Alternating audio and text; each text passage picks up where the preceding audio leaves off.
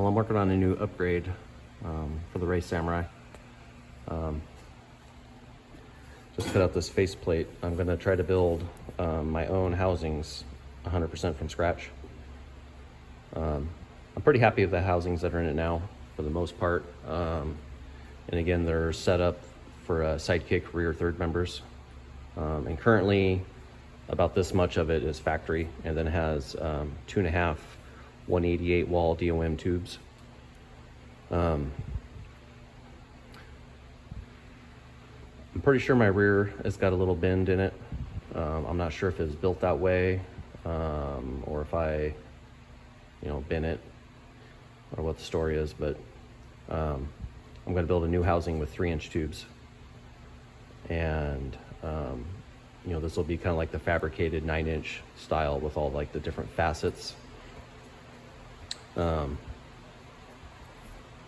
will show pictures of my CAD drawings I'm working on for that. But anyway, with that shape, basically I slimmed this down to the bare essential dimension. And then the shape of the housing, it's all tucked in tighter to the ring gear. So I should gain, I think it was about 3/4 of an inch of ground clearance at the lowest point. Maybe even more than that, I can't remember exactly. 3/4 to an inch, somewhere in there. So I'll gain a little clearance of larger diameter tubes, which will be much stronger. And I'm actually going to try to make this whole housing lighter. With the 3-inch tubes, I'm going to use 120 wall, which sounds a little crazy. But the diameter is much more of a contributing factor to its bending strength than its wall thickness is. I'm thinking about doing chromoly as well. So this is kind of just a test mock-up piece. This is 1/4 inch. I may also drop this to 3/16. With my Samurai, it's pretty heavy. It's at like 2,700, 2,750 right now. And the lighter I can get it, the better, especially when it comes to the unsprung weight, the weight of the axles and tires and wheels. So that's my biggest goal, is to try to drop some weight in the suspension.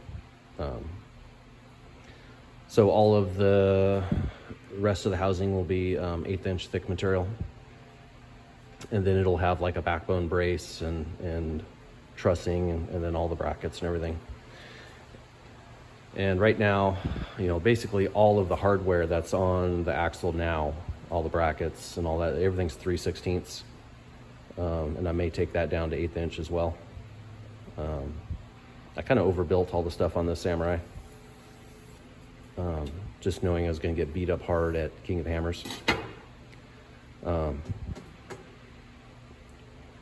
now kind of shifting priorities with this thing to be, sand dunes and like rallycross racing. I really don't enjoy the rocks that much, and it's just so hard on stuff anyway. So that's kind of the reasoning behind a lot of this. So I'll switch over, show you the CAD drawings. It's all just 2D stuff because I'm not smart enough to know 3D stuff right now.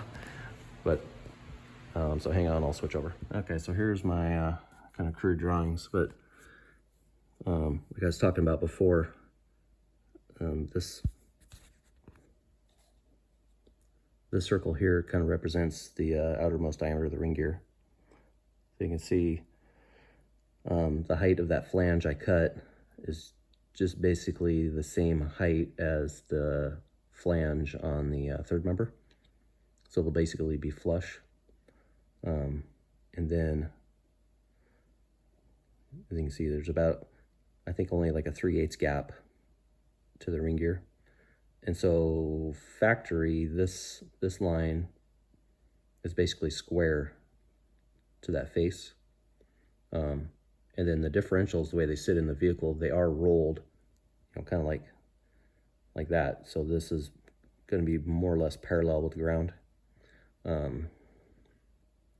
And so that gains me some ground clearance there as well. And then all of these angles are kind of, like a ramp angle if you were to hit something. And then,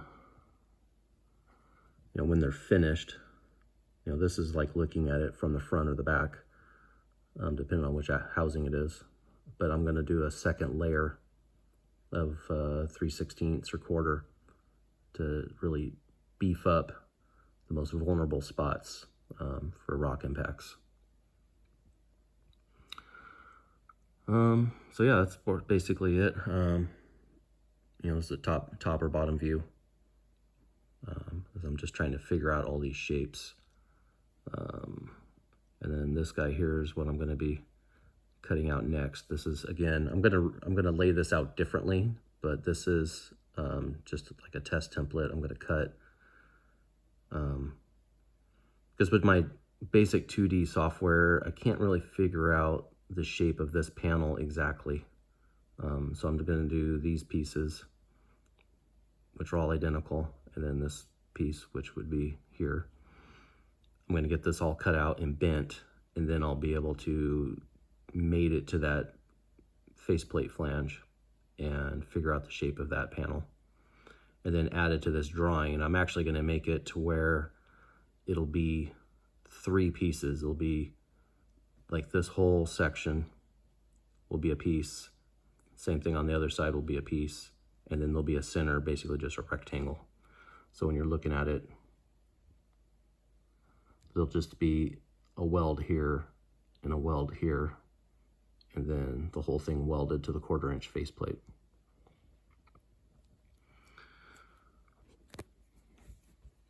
And I'm pretty sure with the way the housings are built on the car now, this should be lighter. I think there's less material overall, just because there's the material's kind of put in better places. And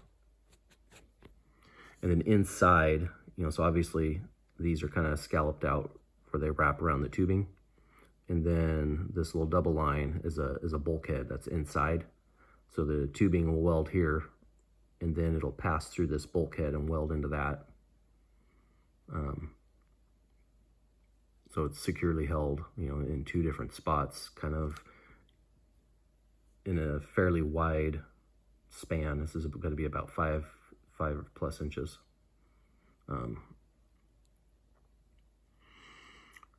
So yeah, that's more or less it. It's kind of a fun project. I've never done this before. I did build my front housing, but again, it's my rear housing, I bought it just a bare bones hybrid housing from Trail Tough, and then I did all the link mounts and trussing and all that stuff to it.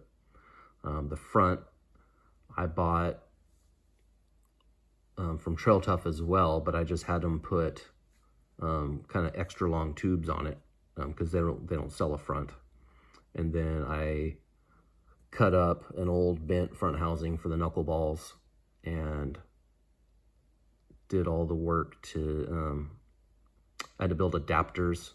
I guess I'll go out and show this on the car so it makes more sense, but the way the knuckleballs go in, the little pilot that goes inside the tubing was too big for the tubing that Trail Tough uses. So I had to machine these kind of adapter sleeves or collars to get those to fit. And it all turned out pretty good, but I really just don't like the look of a bunch of custom fabricated stuff and then the stock stamped central housing. I just don't really like how it looks. And plus, again, there's a lot of kind of redundant material, I believe, in that setup. And the material used in those housings is actually pretty soft. I'm not sure what grade of steel or anything it is, but just the nature of how they're made, the way they're stamped, it's got to be material that flows and bends easily. And you can tell, like, if you ever been hard on a Samurai, all that stuff bends pretty easy. So my goal with this is to use all stronger material, and then everything is a flat surface, which is less likely to bend. and then the larger axle tube diameters. So I'll go out and I'll kind of show on the car a little more what I was talking about, but this is kind of just the rough, my rough idea. Okay, so this is gonna be a little tight because it's in my trailer, but I'll show. Apparently I've got a new power steering leak.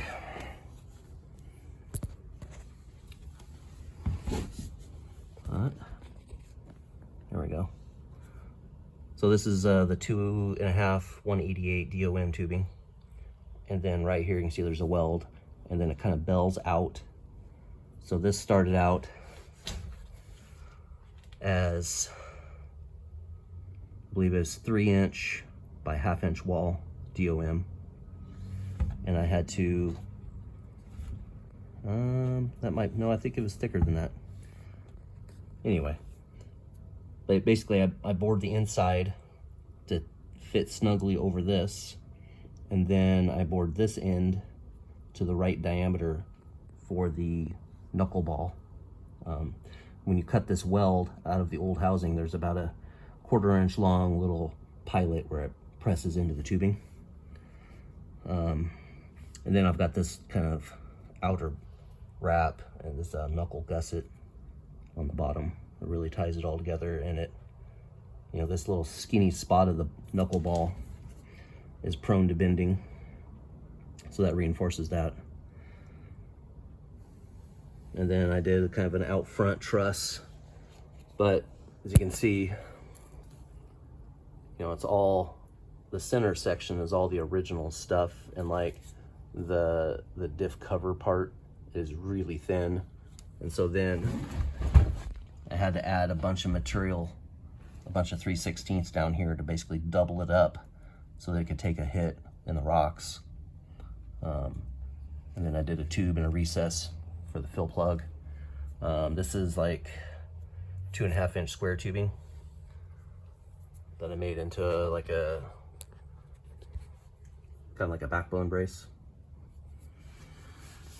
And then I think that pretty much wraps up the front. This has got the same sort of adapter tube, but it's all hidden basically under that truss, and not the truss, but the track bar mount. But it's shaped a little bit differently just because it basically butted up to the original housing end, and so it doesn't have that same taper. That way it just kind of flows together and looks better. And then the back.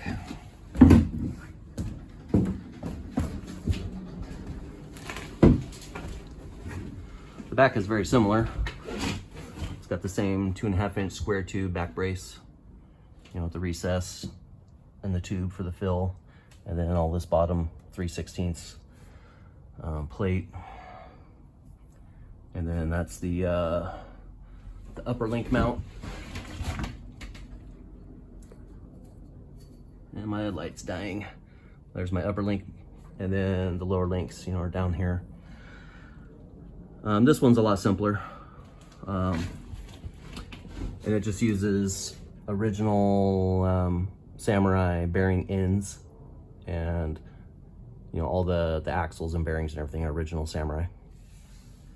So in the rear, that's another reason why I'm building this new housing. In the rear, I want to go to a full floater setup and get rid of the stock axle shafts. I haven't broken any yet, but I've twisted some splines. I drive this thing really hard where I can, but in places where I can't, I drive it knowing I've got 26 spline axle shafts.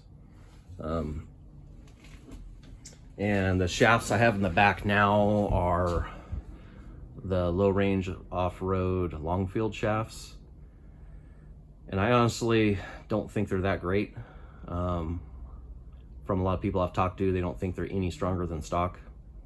I don't really know. Like I said, I haven't broken any yet, but I did twist one a little bit. And that was during the race at King of the Hammers one year, and I got impatient trying to pass a Jeep that was stuck in front of me, and I tried to climb that was a little too big, and I let it hop a little, like one time, and that's kind of the death to axle shafts, is letting it hop in the rocks.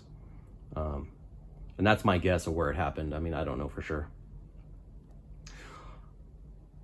But getting back to the point, I want to do a full floater setup, and I haven't decided exactly what hub and everything I'll use. Probably a front Samurai hub, just so it's all shared parts. But that's going to take some work to make strong enough. But then I can have RCV make me some rear shafts, and I don't have any doubts or worries in their stuff for what I do. I've got RCVs in the front, and they've taken a beating time and time again, and they just, you pull them out and service them, they still feel and look brand new. You know, no twisting, no wear in the CVs. They've held up awesome.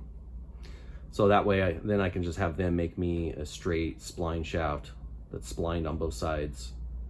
And it should be plenty strong. And another reason that I want to go to the full floater is, since I've switched to these disc brakes, it's a fixed caliper because it's a 4-piston, so the caliper body is mounted solidly. When I, like in the rallycross races, the real, you know, there's a lot of corners, just one after another after another. And it seems like the side loading, I'm getting flex, and it's either in the housing or in the axle shaft, or possibly there's like an adapter plate between the little 4-bolt flange on the axle to take it out to 5 on 5.5. Maybe that's flexing. Something's flexing, because when I do a lot of hard cornering or sliding or land crooked from a jump, I lose brakes. I have to do like a quick double pump that's spreading out the pads. So something's flexing. And you know, the only thing that would be easy to fix would be that kind of adapter plate. But still, I'm stuck with these axle shafts that I'm not real confident in. So that's kind of, I'm going to start, when I build these new housings, I'm building the rear first, because the front really doesn't have any issues. It's the back that I want to go to the full floater. I've got a friend who can do CNC like machining, so I might actually draw up the hub. The weak link in the front hubs is the 6 bolts that basically has to transfer the torque from the axle shaft into the wheel hub. Let's see if I can. Oh, can't really see it from this. I have a spare in the garage. I put wheel spacers on this for a rallycross race, but then the race got canceled. But anyway, these bolts don't do anything other than hold the dial on, but the set of bolts after this are actually responsible for transferring torque from the axle shaft into the wheel itself. In stock form, those are little M8 bolts, and they break pretty easy. I have gone to bigger bolts in this, and I have a video showing how to do it. They're 7/16 fine thread, grade 10, and I have had 0 issues since I've done that. I broke these a bunch of times before with the little M8s. I broke stock ones, I broke ARP, I broke basically everything you could get, and the 7/16 bolts are considerably bigger. And in that video, if you search down, it's from like 2 years ago, but I show the details of how to do it and why, and it's literally the biggest bolt you can get in there.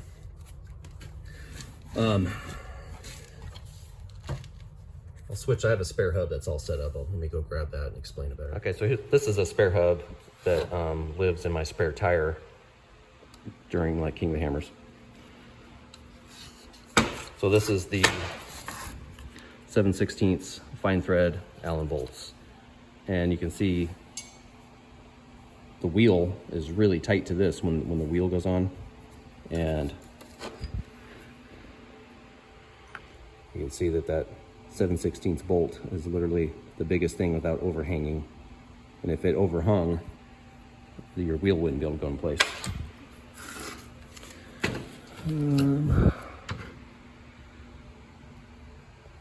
You see there, the bolt goes all the way through. It gets, I don't know what that is. That's a little over an inch of thread engagement. And the stock ones have like 3/8 of an inch. So they're just a lot more stable and bigger. Like I said, I've had these done for about 2+ years and haven't had a single problem. So another thing I would probably do is draw up these hubs and have a set of hubs actually machined out, because it's hard to see, but between the material where this bolt goes in and this one, it's scalloped out. And if this was a continuous circle, I could use Toyota hub bodies that are dimensionally identical, except they have the 6 bolts plus 2 dowel pins. And that would just be a little extra security and peace of mind. And then you can get like, in the rear, I probably wouldn't use locking hubs. I would use like Grand Vitara dry flanges. And I might even do a dowel pin between every bolt, just for extra security. Because the rear takes a lot more abuse than the front.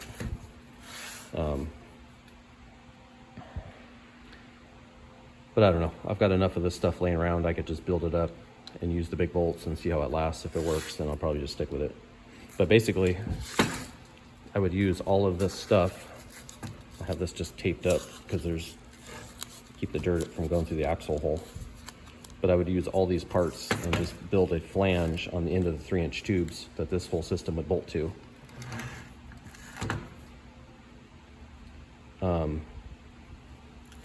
And so benefits, you got 2 bearings here. Instead of on the regular axle, you have 1 bearing, and then the end of the axle is just supported in the differential on that end. And so any flex in the axle could let the wheel move around. So it's gonna be more stable. It would fix my brake issue. It would keep the rotor stable. And then if you were to break an axle shaft, you could just pull this end, not have to touch anything else, slide the broken axle out, slide in a new one, or if you didn't have a new one, just put the cap back on and run in 3-wheel drive. So it's a whole lot less work to change an axle shaft. And I would probably work with RCV. One thing that's tough when you break an axle shaft with the stock style axles is they always explode in the splines in the differential, and every time I've had it happen, that piece is jammed in there and it's hard to get out. And so you end up having to pull the whole axle apart to get that out. With these, I would probably work with RCV and have the weakest point be out here, so that if it were to break, it would break out here and this end would just pull out. And then, with custom shafts, they're gonna be sort of expensive, I imagine. I would probably have 2 or 3 sets made, because I'm sure the initial setup is the most expensive part. And anyway, so that's my plan. I just think this is gonna be a whole lot better. And I can't really see any downfalls other than, all the work. So I gotta do a little more work on my drawing, and I'm gonna get that kind of shell piece cut out and start getting this figured out.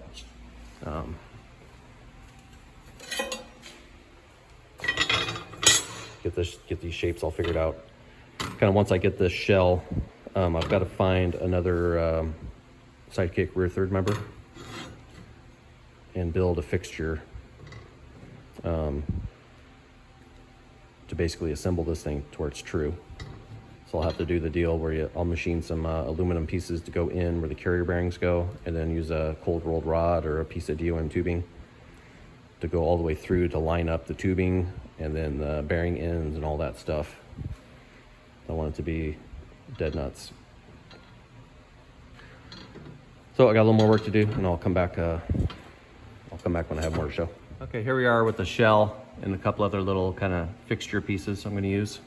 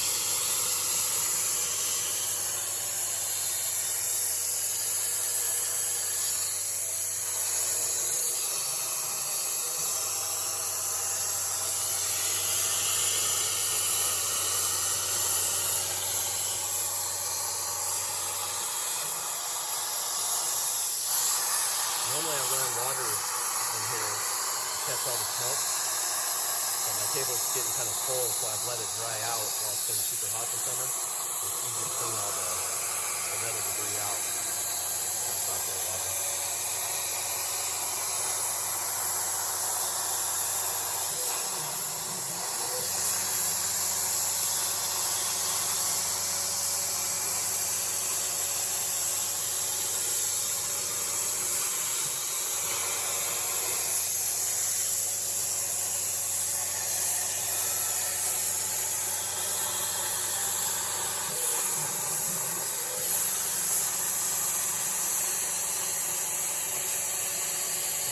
Capable of cutting a lot faster, the crop speed, but I tend to go on the slow side to get more vertical cut that way. At least I'm under here.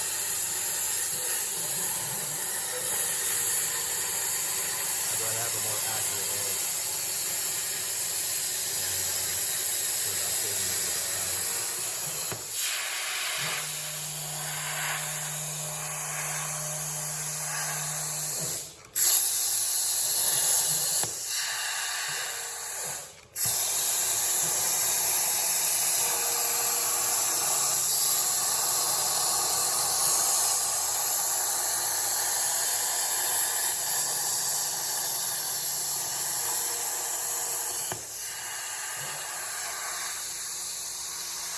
Another thing, it doesn't really matter for these parts, but parts that have holes that will need to get drilled out. I find it's a lot cheaper than a drill bit.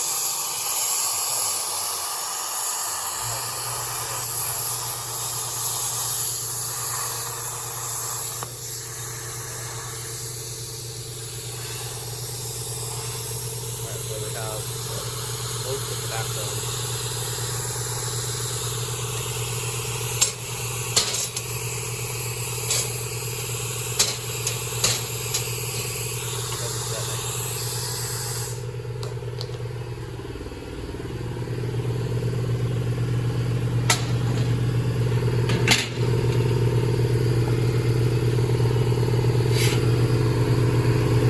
This will get bent across here, and then each of these sections. So I'll come back when I got this cleaned up. And, okay, so here it is. This is, again, kind of just like a prototype mock-up piece. Came up pretty close. I think I need to add a little more clearance between the pieces. But actually, again, this is not, this one is just to come up, wow, with the shape of these ones. This piece has got to get bent up. But really, it turned out pretty good.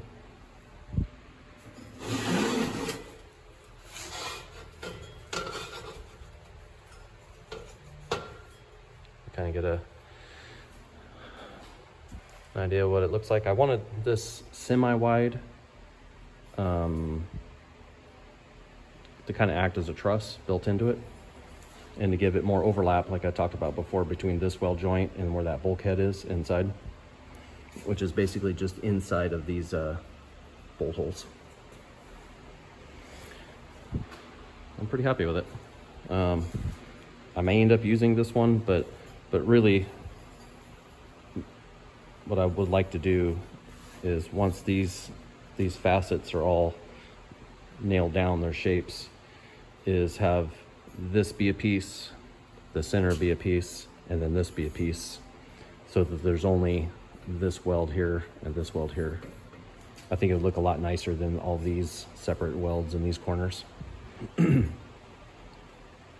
And like things like this, where they're, you know, like a 1/10 of a degree over this much distance, throws it off. I just think it'd be less of a fight. But we'll see. I'm gonna try it both ways. Yeah, so now I'm gonna make up this end, you know, for where the center line of the axles are. There's a 0.1 of an inch gap between the 3-inch tubes and this surface. So this little wing, you can kind of see I put little indicator marks where I want the bends, little like notches. So this end will get bent up to where this cradles the tube, and then there'll be that 0.1 gap on either side. And then and that's the same angle as this angle. Try to give it some symmetry. So I think I'm gonna go ahead and do that, and then make up a pattern for this. I'm hoping that this works out. I really wasn't able to tell with just two-dimensional software, but it doesn't look like it, that this would be on the same plane, and it's clearly not. So this panel is going to have a bend either corner to corner this way or this way. Guess it'd be from this corner to this corner, which I was hoping to avoid. And I can also play with the shape of this, but I don't think I can bring it up that far.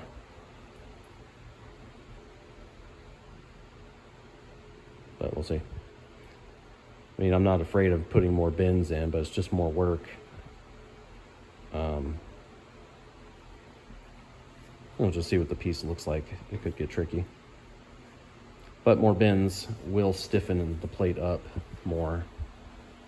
So, not a big deal. All right, I'm gonna get this 1/4-inch plate bent, and then I'll start working on these patterns. All right, so here's with the face plate bent. I got this just piece of aluminum, but this is 3-inch tubing. Kind of see all these scallops. This one doesn't fit super great in here because the bend, this part didn't follow the rest of the material down.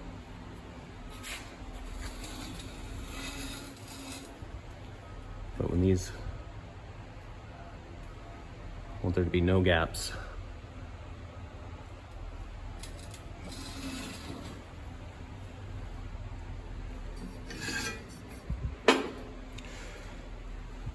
So, I'm pretty happy. I think all my angles and everything turned out nice. If I decide to keep this one with these being welded, I do need to open these up. They collided a little, and that's why all these ends are a little weird, I think. So I might just run a cutoff wheel through there and open that up. But I think I'm gonna get these 4 corners tacked just so this stays put, and then get these patterns figured out. Okay, so I made a cardboard template. I usually use cereal boxes because it's nice and thin and relatively stiff. So I made the pattern and then measured it out carefully and drew it in the computer. And then so here's the actual piece. Pretty happy with this. Obviously, like I showed before, the bins are tiniest bit off, but they just squeeze right into place. Nice tight fits. I did edit this drawing a little bit, opened up each of these lines where they meet because they kind of collide right in the beginning, and that's what's kind of throwing these ends off. So I gave them 20 thousandths on either side, give it a little more room. And then having a little bit more of an open joint there will lead to a nicer weld. Because on the inside, the pieces should still just about touch. So then I got this is a piece of the material I'm going to use, 3-inch DOM 120 wall. And again, it sounds kind of thin, but like you got to think the front, this tube ends about right here. And then the knuckle ball and all the brackets basically would tie this all into one piece. And I'm still going to probably do some sort of additional trussing.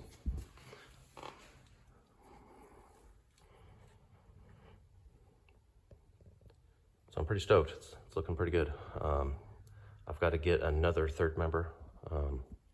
I thought I had a spare one laying around, but I must have got rid of it. So I'm looking for a sidekick rear third member, and then I will machine some pucks to go into place of the carrier bearings. And then I can put like a rod through and build adapters for the ends of everything. So everything, it'll be basically this point, this point, this point, and then the end. Everything's in a common center line.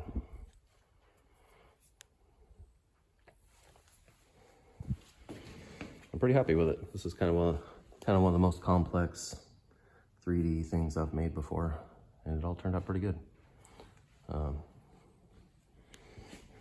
After I drew these up, I'm going to make a new set. It's just this angle's a little off.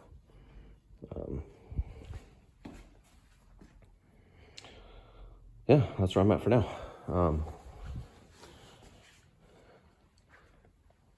I'm still working on finding,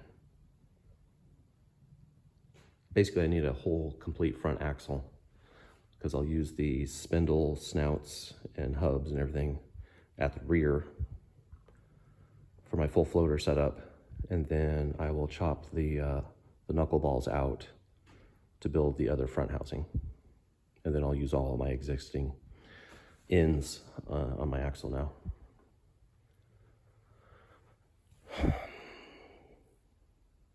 Yeah, so I don't know what else. I think that's basically it for now. I'm going to do a little more work, like I said, on these drawings, get these pieces where they just fit perfectly. And then, yeah, I got to find that third member and a whole front housing. Okay, it's been about a week since the last little segment. I haven't really done any more work on the housing, but I was able to find a third member, a used third member. Well, obviously used. It's got the right gear ratio, the 512 or 513. This one happens to have a mini spool in it. This is going to get used to basically get the fixture all set up. But then eventually I'll put this all together as a spare. I'll pull the mini spool out, and I've got a couple Lockrights laying around, so I'll stick a Lockrite in it, just so I have an easy spare if I were to break one of the ring and pinions or something in the car now. Not sure if I'm going to make it, but I'm going to try to do King of Hammers this year. Would be the 2025 race. That's one thing that's kind of worried me. I've never had a spare third member, and I imagine the weak link, it's hard to say In the rear, it's probably an axle shaft, but it could be pinion teeth. And in the front, I kind of figure it's pinion teeth. The front axle shafts are quite a bit better than the rears.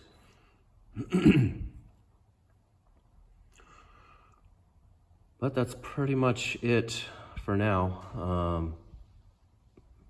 My next step is going to be building a fixture. I've got a piece of heavy rectangle tubing. I believe it's 4x6 and like 3/8 wall or 1/2 inch wall or something. That I'm going to build like build an axle fixture off of. So it'll be kind of the backbone of it, and then there'll be a bunch of brackets. Eventually there'll be a plate that this will bolt to, and then like cradles to hold the tubing. Everything straight and in alignment.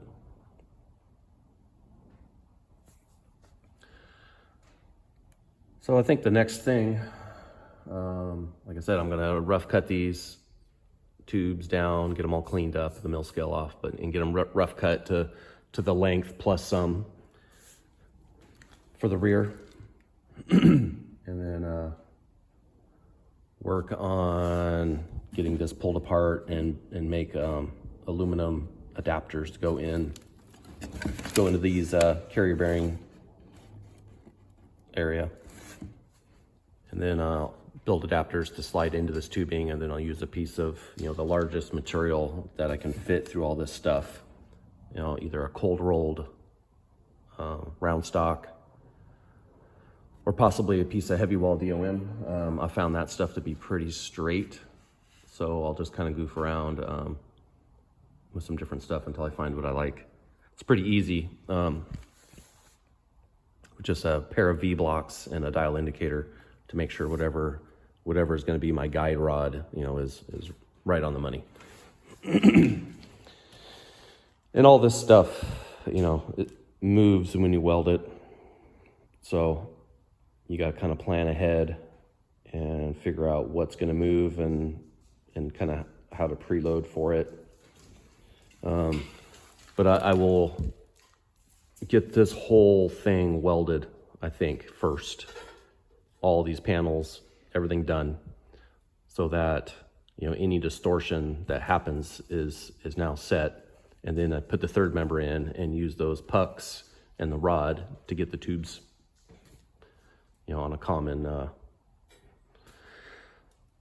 I guess you would call that well, it's not coplanar, but like I said, be coplanar and two planes to make sure everything is just dead straight. Sometimes I've built housings for drag cars before, and sometimes you don't really have to worry a ton about the housing because you put the bearing caps on last, and then they're generally made to just butt against the tubing. So if this tube is up or down or left or right, any direction from the center bar, as long as it's within reason, you can still just leave it and put the bearing cap on last, and then the bearing cap is really all that matters. That's dead centered, with a semi-float axle with the differential. When I do my full float, I plan on making the pieces actually slide over. So it's going to be more important that the housing is straighter. But another thing though, with a full float setup, having an axle shaft that's splined here and out here in the hub, is you do have a little bit of freedom for things to be misaligned. I mean, not a lot, very minor amount, but you have a little bit, because everything's got a little wiggle to it. The side gears, depending on what you use, especially if it's a locking hub, that spline piece has got a little bit of freedom of movement. A drive flange is a lot tighter. So it just depends on what I do. But still, I'm going to do my best to make sure this is as perfect as I can possibly make it.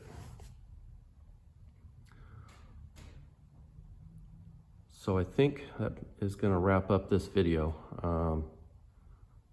I had a couple of short days to where I was able to work on this, but now I basically got a bunch of work to get done. So this is going to have to get backburnered again for a little while, but it's been a fun project. I've been working on this honestly for about a year and a half with the drawings and just goofing around with it. So it's been cool to finally get it into some physical pieces. So that's it. If you got any input or questions, feel free to reach out.